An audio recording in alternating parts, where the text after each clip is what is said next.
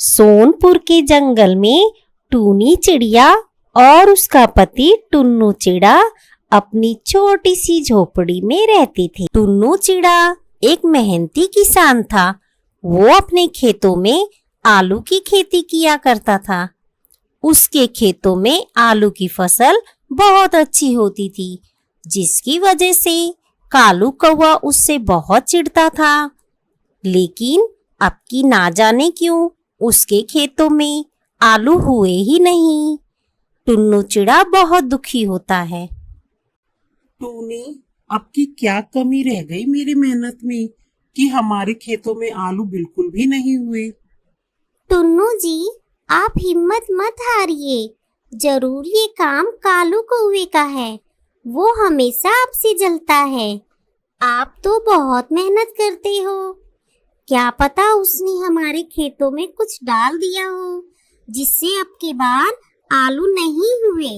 बिना देखे हम किसी पर इल्जाम कैसे लगा सकते हैं? मेरी सहेली मीनू चिड़िया का घर हमारे खेतों के पास वाले पेड़ पर है। उसने कालू कौवे को कुछ दिनों पहले रात के समय हमारे खेतों में देखा था। उसने मुझे बताया था। मैंने उसकी बातों पर ध्यान ही नहीं दिया। हो ना हो ये उसी का काम है। रहने दो टूनी, जो जैसा करेगा वैसा भरेगा। मैं कल फिर से खेतों में आलू के बीज लगाऊंगा।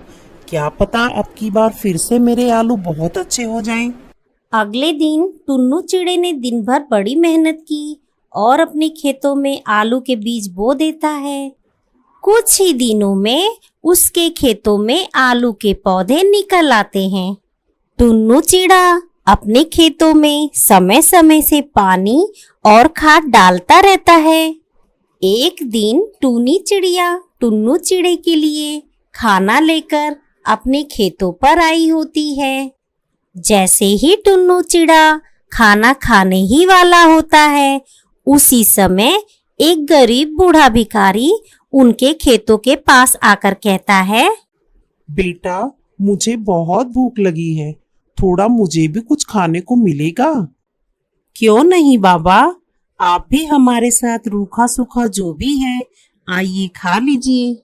भगवान तुम्हें हमेशा सुखी रखे बच्चों। उन बूढ़े भिखारी ने उनके साथ भरपेट खाना खाया और कहा, बच्चों, तुमने एक भूखे को खाना खिलाया है। भगवान तुम्हारे सारे दुख दूर करेंगे। क्या दुख दूर हो जाएंगे बाबा? इन खेतों में कौन से सोने के आलू निकलने वाले हैं कि हमारी गरीबी दूर हो जाएगी? क्यों नहीं बेटी, अब की बार तुम्हारे खेतों में सोने के आलू ही निकलेंगे। इतना कहकर वो बूढ़ा भिखारी वहां से चला जाता है। लगता है ये बाबा थोड़ा पागल थे। भला खेतों में कोई सोने के आलू निकलते हैं? ऐसे ही काफी दिन निकल जाते हैं। अब टुन्नू चिड़े के खेत में आलूओं को निकालने का समय आ गया था। जैसे ही उसने खेतों में से आलूओं को निकालना शुरू किया, उनमें से सच में सोने के आलू निकलने लगते हैं। अरे टूनी, ये देखो, ये आलू तो सोने की तरह लग रहे हैं। हाँ टुन्नू जी, ये तो सच में सोने के आलू हैं। लगता है वो बाबा भगवान थे। उन्होंने हमें ये आशीर्वाद दिया है। उधर जब कालू कौवा अपने खेतों में से आलू निकालने लगता है, तो उसके सारे आलू सड़े हुए निकलते हैं। अरे ये क्या, मेरे सारे आलू तो सड़े हुए निकल रहे हैं। जो जैसा करता है उसे वैसा ही दंड मिलता है। उसे टुन्नू चिड़े के खेतों में की हुई हरकत की याद आने लगती है। हाय राम, ये आलू तो सड़े हुए हैं। किसी ने सही कहा है, जो दूसरों के लिए गड्ढा खोदते हैं वो खुद ही उस गड्ढे में गिर जाते हैं। तुमने टुन्नू भैया के खेतों में केमिकल डालकर उनकी फसल खराब की थी ना, इसीलिए भगवान ने तुम्हें ये सजा दी है। और टुन्नू भैया के खेतों से सोने के आलू निकले हैं। तुमने सही कहा गौरी, मैं बहुत बुरा हूँ। मेरे साथ ऐसा ही होना चाहिए।